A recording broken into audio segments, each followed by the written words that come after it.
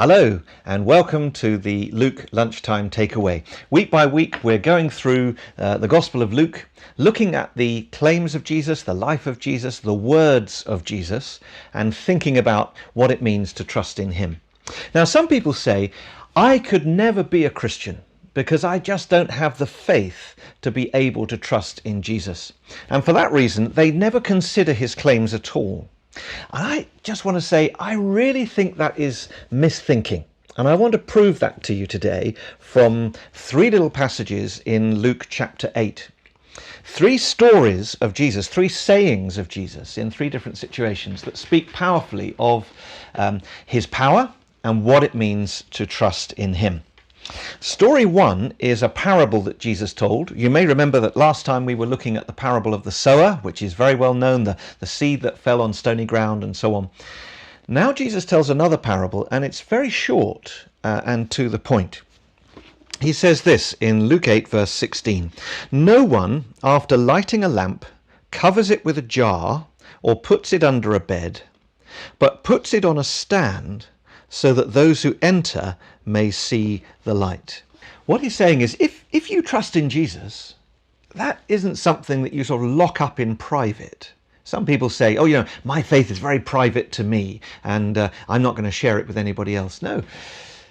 If you believe in Jesus, you can't keep that to yourself. It changes the whole of your life. And you're transformed on the inside, and other people will see the difference. And you can't lock that up and keep it a secret. In fact, Jesus goes on to say, "For nothing is hidden that will not be made manifest, nor is anything secret that will not be known and come to light." Jesus is saying that it isn't that, God looks at everybody and says, oh, you've got faith, very good, you can trust in me. You haven't got faith, that's okay, carry on. It doesn't matter, I'll ignore that. No, Jesus says everything that's secret, the secrets of our hearts, is one day going to be made known. And Jesus, the perfect man, is going to hold us to account. And all the secrets of our unbelief and our rejection and our careless thinking are all going to be brought out into the open. So, thinking about faith is very significant, and we better get it right. The other thing I want to say is that we mustn't think of faith as, just something like an inner strength that some people have and some people don't. Faith is not like that. Faith is about the person that we trust in. Our faith may be very weak, very feeble, very faltering, but if we're trusting in the right person and he is strong, then our faith is well-founded. It's about the person that we believe in. Listen to these words of Jesus.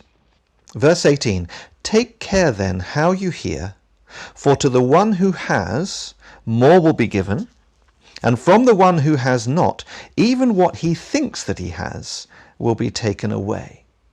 Hang on a minute. What is Jesus saying here? That's really extraordinary, isn't it? Is he saying, the rich will just get richer and the poor will stay poor? Is this about the haves and the have-nots? No.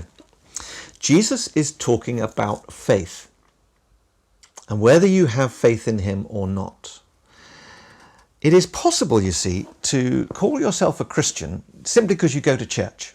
You know the hymns, you know the routines, you know the culture, but you don't actually believe in your heart that any of it is true. You are a fake Christian. On the other hand, if you come to Jesus and you say, look, I am so weak and frail, I don't know if I've even got the strength to be able to trust in you, but I know that I need you and I'm clinging to you. Please give me the strength to follow you. He will answer that prayer. He will give us the faith to trust in him. He will give to us what we need to follow him. So if on the one hand you're a fake Christian and you're just going through the motions and your life hasn't been changed, what you think you have will be taken away. That's what Jesus is saying. On the other hand, if you have nothing except just this very simple trust in Jesus, what you have, he will add to that. He will keep giving you more faith to trust him and to serve him and to follow him in the Christian life. Now, Jesus follows that parable with two stories, or Luke records two stories of other sayings of Jesus about faith. And the first of those is in a house. Jesus is teaching, and the house is packed. Everyone is listening through the windows. They've filled the room. They're on the floor. They're at the back. They're in the hall. They're up the stairs. And outside in the street comes Mary, Jesus' mother, and his brothers. Luke tells us Jesus had a number of other brothers who were born naturally after Jesus to Mary and Joseph. And they've come along as a family to see Jesus. And they say, do you want us to let them in? And Jesus replies with these interesting words. He says, verse 21, my mother and my brothers are those who hear the word of God and do it. If you're going to follow Jesus, you've got to hear what he says and act on it. You've got to surrender your whole life to him. You've got to say, from now on, I am not my own. I belong to you. And what a relief. At last, I can trust in someone who can give me the power to change and give me the faith to follow you. And you will find your strength in him, not in yourself. The final story in these three stories is very famous. It's the story of Jesus stilling the storm. Jesus and his disciples get into a boat and they cross the Sea of Galilee, and the weather conditions there change very quickly and a storm blows up.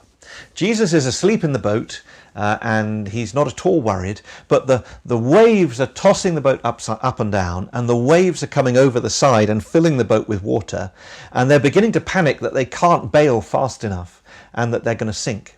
And they wake up Jesus. Master, are you worried that we're about to drown?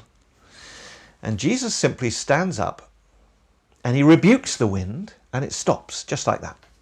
And he rebukes the waves and they go flat just like that. It is truly miraculous. And the disciples are filled with awe. And they say, who then is this that he commands even winds and water, and they obey him? Now, can you see what's going on here? The disciples have stopped worrying about themselves. They've stopped worrying about their little boat. They've started trusting in Jesus because they can see how much power he has. And so their faith starts to grow because they look away from themselves and they look to Jesus. So if you're saying, I just don't have enough faith to become a Christian, I want to say to you, stop looking at yourself and look at Jesus. Consider his claims seriously, because this is a very serious business. And come and put your trust in him. Take those first steps of faith to cry out to him, to ask him to help you to understand, and to give you the faith to trust in him. Thank you for joining me today, and I'll look forward to seeing you again this time next week.